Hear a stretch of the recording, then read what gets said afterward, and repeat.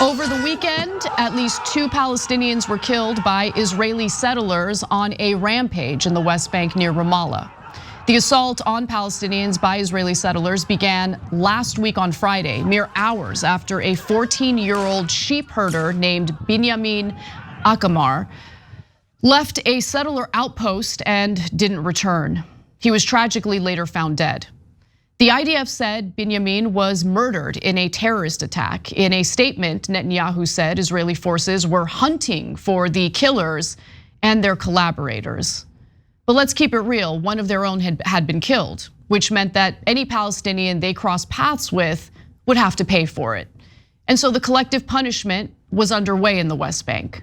Hundreds of settlers roamed the roads and hillsides of Al-Mughayr, witnesses said, throwing stones and firing on residents.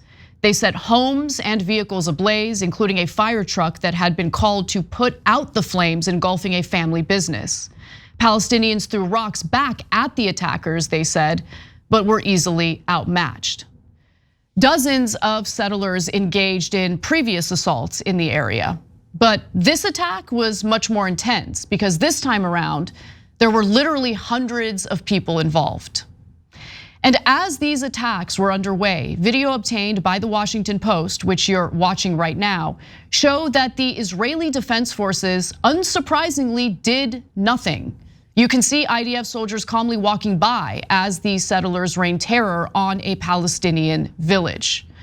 At least 60 homes across the region were attacked and more than 100 vehicles were burned, according to Yesh Din, an Israeli group that monitors settler violence.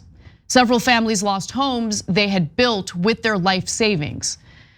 The sheep killed in this farming community left shepherds without a source of income.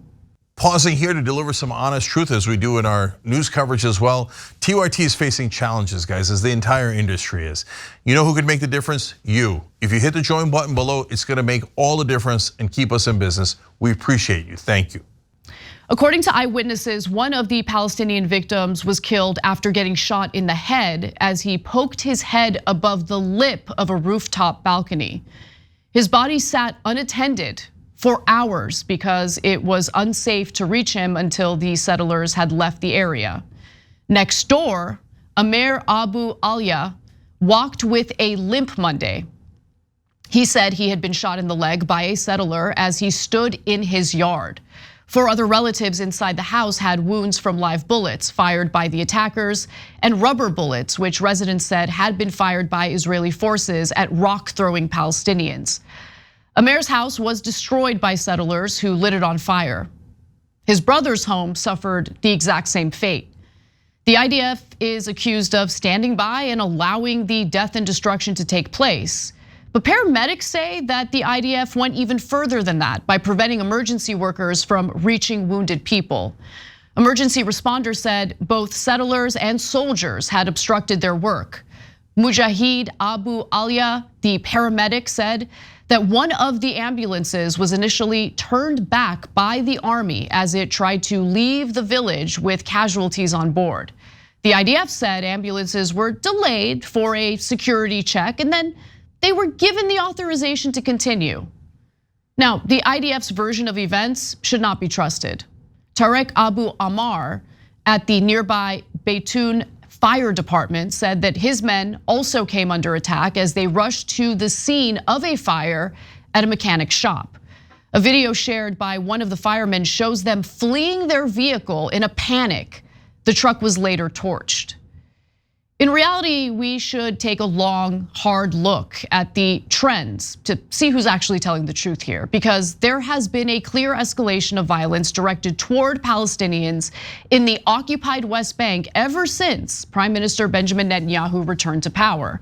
And terrorizing Palestinians is a brazen method to drive them out of their homes to make way for illegal Israeli settlements. Last year, Netanyahu approved the highest number of illegal Israeli housing units since 2012, when the watchdog group Peace Now started recording figures.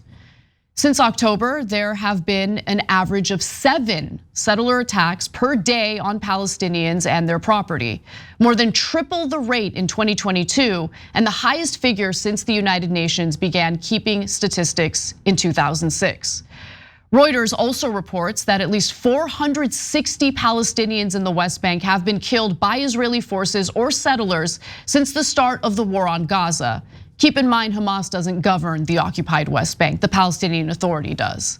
Palestinian Authority is also attempting to seek Palestinian statehood at the UN, and behind the scenes, the United States is urging other UN countries to vote against it, something you should know about. Netanyahu and Israel's far-right government obviously have no interest in doing anything to respect international laws, much less protect innocent Palestinian civilians. But what about the United States? You know, the country that supplies upward of 60% of Israel's weapons imports? Well, the Biden administration imposed sanctions this year on individual settlers connected to attacks on Palestinians, as well as on 2 illegal outposts in the West Bank. Quote, there is no justification for the extremist violence against civilians, the State Department said in a statement announcing the latest measure in March. Yet the attacks have continued, according to the Washington Post, and obviously according to what our own eyes can see. The attacks continued because when no one was looking, Biden caved to Israel's insane finance minister, Bezalel Smotrich, a far right-winger, and weakened the sanctions significantly. According to the US clarification, those named in the sanctions should still be allowed to access their bank accounts for basic sustenance purposes. I mean, that wasn't really defined, and that's a pretty vague way of putting it, but nonetheless, purchases beyond this scope, including foreign transactions, will remain barred, the letter noted, giving Israeli banks the nod to partially reopen the accounts of the handful of settlers targeted, according to the Israeli official. These sanctions are ineffective, to say the least. The only real leverage the Biden administration has in pressuring Israel's government to act differently is the weapons transfers that our president is unwilling to attach any conditions to. So while Biden condemns Putin's conduct in Ukraine or China's treatment of Uyghur Muslims, he really has no leg to stand on. He has no moral high ground as he continues to embolden Israel's terror campaigns against innocent civilians with tens of billions of dollars in bombs and missiles. And that's the reality of the situation. They're just gonna keep raining terror, not only on Palestinians trapped in Gaza, but also Palestinians in the occupied West Bank. If you enjoyed this video, that's because of our members. They make us independent, they make us strong, and they make us honest. Become a member today by hitting the join button below.